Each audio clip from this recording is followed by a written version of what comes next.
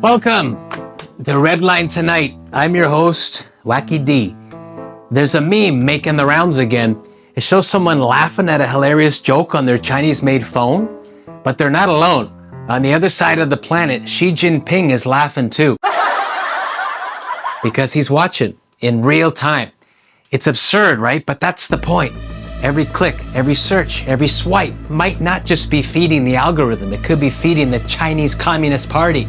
This isn't a conspiracy theory. This is what everyone's been talking about. Chinese hackers infiltrating global systems, turning our phones, routers, even dating apps into backdoors for surveillance. You think your OnlyFans habits are safe? Think again, because it might not be just you and your favorite creator in that private chat room. It could be a guy in a suit sitting in Zhongnanhai taking notes on your research. Now let's talk about a real story, the kind that sounds like it should be a Netflix series called The IT Guy Who Wasn't. Earlier this July, Italian police arrested a Chinese man named Su Zhuwei at Milan airport right after he landed for what was supposed to be his honeymoon. His job? IT manager at a Chinese semiconductor company. His plan? Romantic getaway? What he got instead? A surprise guest appearance in Law and Order Cyber Crimes Unit. The US accuses him of helping steal sensitive data from American universities, businesses, and COVID research labs during a global pandemic. Yeah, nothing says honeymoon like espionage indictment. And apparently, he wasn't freelancing. Investigators say he's linked to Hafnium, also known as Silk Typhoon, a hacker group with VIP status in the Chinese Ministry of State Security. Xu says he's innocent. What? Just a regular IT guy, fixes Wi-Fi, doesn't steal vaccines, says his name is super common.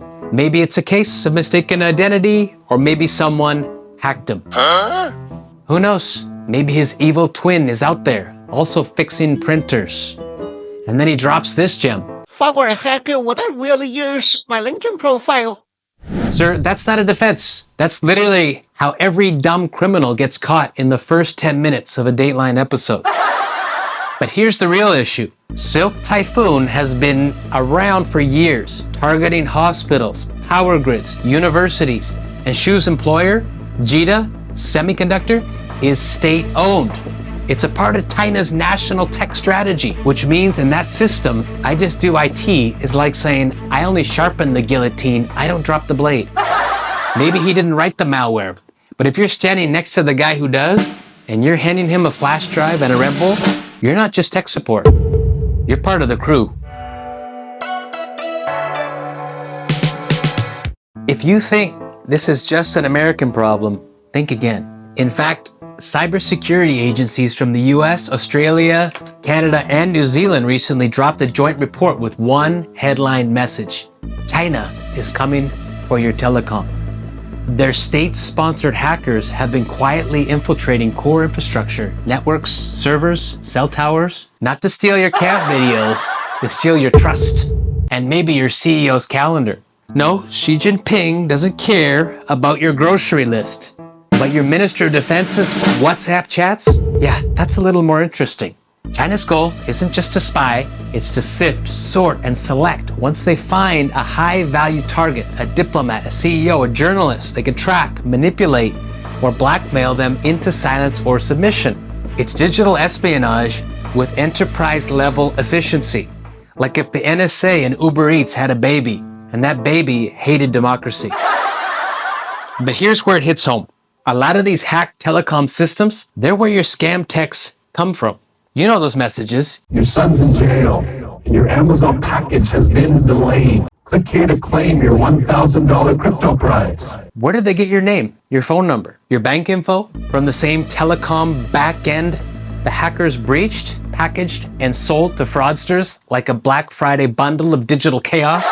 So now, a communist cyber unit and a scammer in Nigeria are basically business partners. Welcome to globalization, folks. Chinese state hackers, world-class phishing, and grandma's retirement savings, all in one same Google sheet.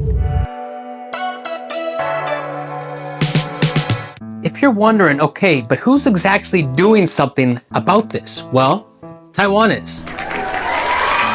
This island has been living under Beijing's shadow longer than most TikTok users have been alive.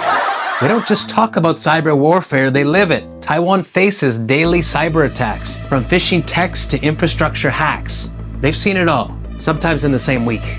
And no, Taiwan didn't just unplug the router and pray, they fought back, forming elite cyber units, running defense drills, and collaborating with allies like the US and Japan. In one joint operation, they exposed a Chinese hacker group called APT41. And no, that's not a new K-pop boy band. It's a state-sponsored digital hit squad with better coordination than most influencer houses in LA. So how did Taiwan stay resilient? By turning defense into culture. Now regular people know how to spot phishing links, fake news, scam calls. It's not just government action, it's digital street smarts. Their firewalls are strong, but their public awareness is stronger. Because in Taiwan, they know something the rest of us are still learning the hard way. War doesn't start with bullets anymore. It starts with a notification that never loads, a power grid that accidentally shuts off, a fake headline that sparks real chaos. And here's the scary part. Taiwan is only 100 miles from China. We've got the Pacific Ocean, right? So we're safe? Wrong. In 2025, geography doesn't protect you. Your Wi-Fi password does. The truth is, China isn't just exporting phones, surveillance cameras, or spyware. They're exporting a whole digital authoritarian model. Think of it as tyranny as a service. And it's not coming, it's here. So no, we might not be able to stop Xi Jinping's ambitions overnight. But if we can do something about our routers, our platforms, our awareness, because democracy isn't free Wi-Fi. You still need a damn password.